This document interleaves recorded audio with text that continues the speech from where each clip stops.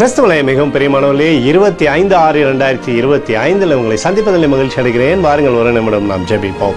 அன்பு தகப்பனே, இன்றைக்கு என்னோட பாதுகாப்புக்காய் ஜெபிக்கும்படி என் தேவனுடைய சமூகத்தில் வருகிறேன். என் தேவனுடைய நிறைவும் அன்பும் ஆசீர்வாதம் விடுதலும் என்னுடைய வாழ்க்கையிலிருந்து செயல்படும்படி நீர் செய்தலும்படி ஜெபிக்கிறேன்.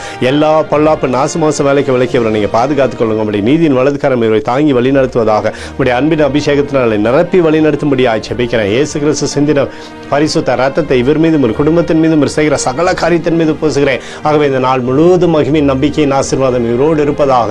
ரோமர் 10:11 படி அவரை விசுவாசிக்கிறவன் எவனோ அவன் கெட்டு போவதில்லை என்று வேதம் சொல்லுகிறது என்று சொல்லி எழுதியிருக்கிற வார்த்தையின்படி ஆண்டவரை விசுவாசித்து சகல நன்மையுமே பெற்றுக்கொள்ளும்படி செய்யுங்க.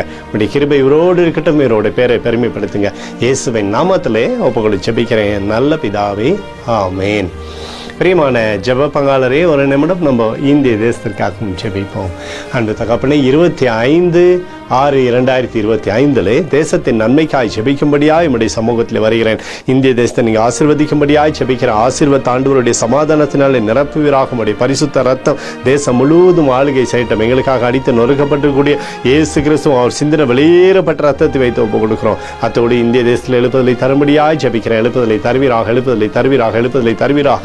எழுப்புதல் எங்கள் கண்கள் பார்க்கும்படி நீர் ஆசீர்வதிக்கும்படி ஜெபிக்கிறேன். நேற்றும் இன்றும் என்று மாறாதவராகி இயேசுவின் நாமத்திலே ஒப்புக்கொண்டு ஜெபிக்கிறேன் நல்ல பிதாவே, ஆமேன். பிரியமான ஜெப பங்காளரே, ஆண்டவர் நம்மளுடைய ஜெபத்தை கேட்டிருக்கிறார். இந்த நாள் முழுவதும் கர்த்தராகிய இயேசு கிறிஸ்துக்குள் நீங்கள் வளரும்படி உங்களை வாழ்த்தி ஆசீர்வதிக்கிறேன். ஆமேன்.